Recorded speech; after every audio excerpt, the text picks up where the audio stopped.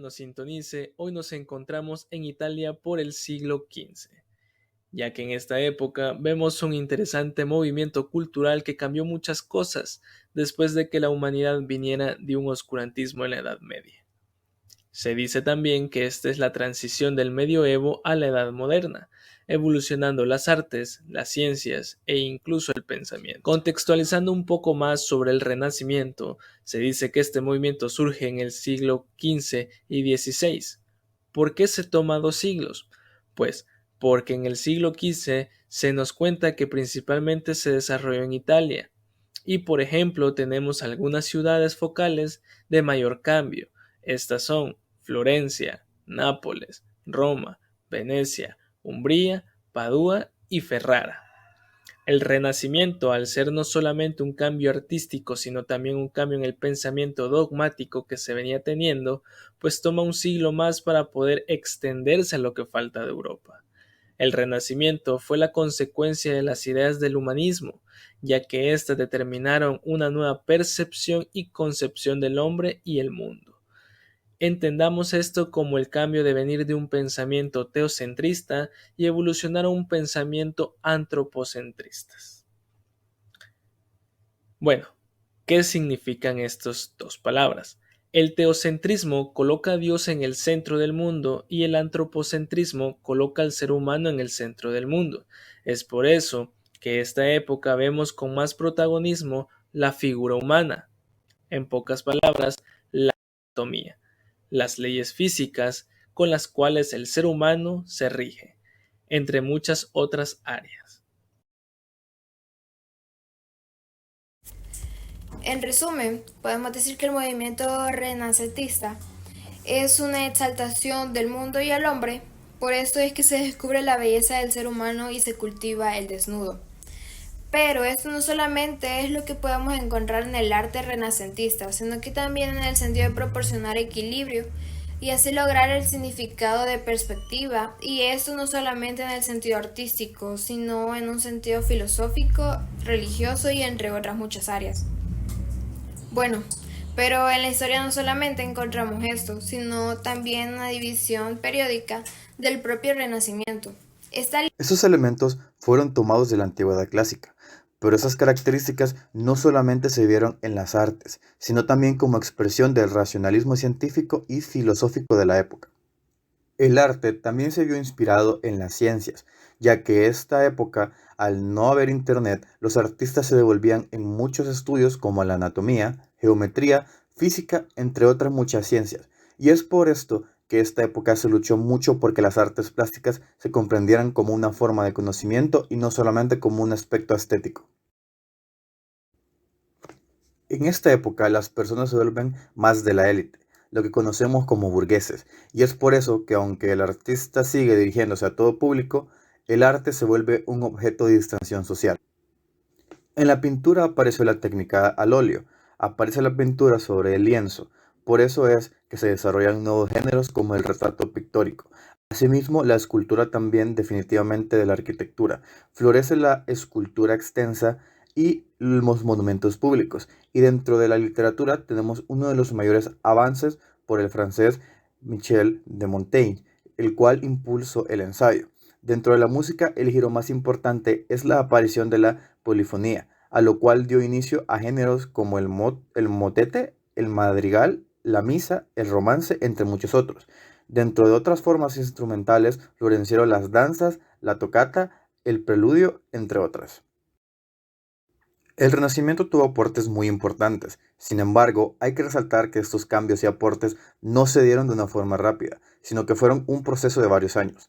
El primer aporte que vemos en la filología, ya que las ansias de rescatar la cultura y el conocimiento grecorromano produjeron también el interés de beberlo directamente de la fuente, por lo que en el Renacimiento inició la relectura de grandes obras, obras que fueron prohibidas en la Edad Media.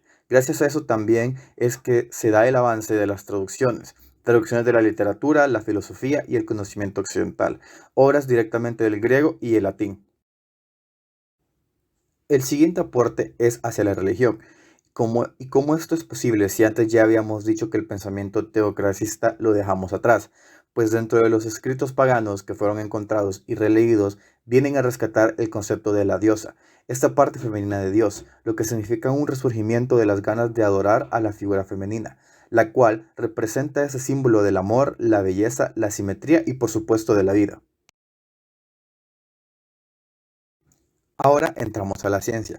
Esta parte fue una de las más grandes áreas de evolución en el conocimiento humano dentro del Renacimiento. Ejemplo de estos aportes es el descubrimiento de la notación matemática, así como también la teoría de ecuaciones. Esto es por parte de René Descartes. Asimismo, la ingeniería es una de las ramas científicas que marcó un distanciamiento con respecto a las ciencias herméticas, concibiendo su propio marco teórico, y no olvidemos los aportes de la astronomía en donde Johannes Kepler revela que el Sol es el centro de un sistema planetario que orbita de una forma elíptica.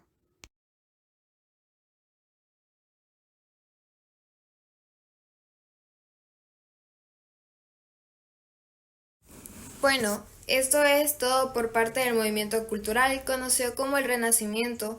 Nos extendríamos más, pero por motivos de cobertura no podemos. Ahora vamos a una entrevista con una persona muy importante como representante del Renacimiento. Démosle un aplauso a Leonardo da Vinci.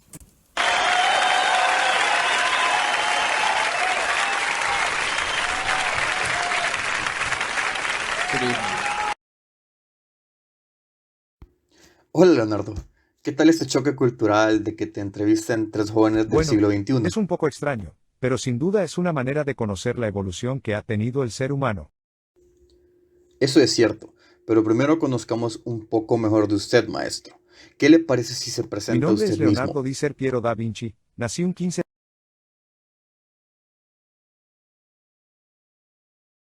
de abril de 1452 en Florencia. Bueno, una disculpa por interrumpirlo, pero literalmente tengo que decirlo, tocayo. Yo igual nací el 15 de abril, solo que del año 2001. Bueno, solo por eso lo interrumpí, lo siento mucho. Jaja, mucha Prosiga, paradoja. maestro. Pero bueno, soy un científico e inventor, me dedico a varias disciplinas como la pintura, la anatomía, botánica, entre otras.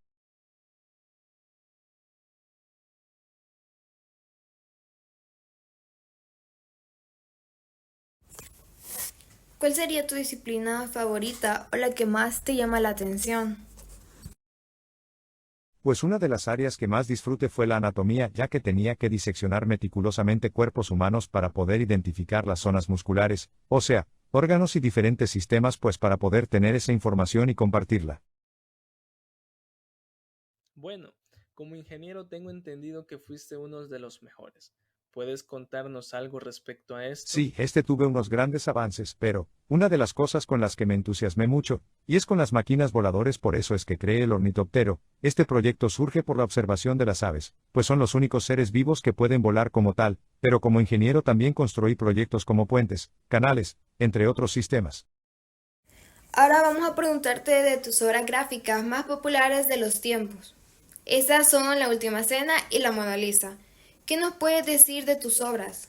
Pues en la pintura en general tuve que solucionar ciertas cosas que no me gustaban, y pues creé unas técnicas para crear retratos realistas. Una de las piezas que hice gracias a esto fue la Mona Lisa, donde no diré quién es porque pues, es mi secreto, jajaja, pero en sí la Mona Lisa tiene representación enigmática de la sonrisa de esa persona. Y La Última Cena es una pieza que representa una escena bíblica, en donde retrate a Jesús y sus discípulos. Por cierto, uno de mis maestros en pintura fue Andrea de Verrocchio, él me ayudó para poder perfeccionar mis habilidades artísticas. Por desgracia tenemos que parar esa transmisión, ya que nos quedamos sin tiempo. Esperemos tener la oportunidad de volver y poder preguntar más cosas. Son una gran influencia en la historia de la humanidad, e incluso en nuestro año, en nuestro siglo, siguen siendo una forma de pensamiento e incluso nos ayudó mucho a la evolución para una mejor dinámica en las artes, las ciencias y en muchas otras áreas más que tú te especializaste. Bueno, maestro, un gusto poder verlo y conocer un poco más de usted en persona. Muchas gracias por su tiempo.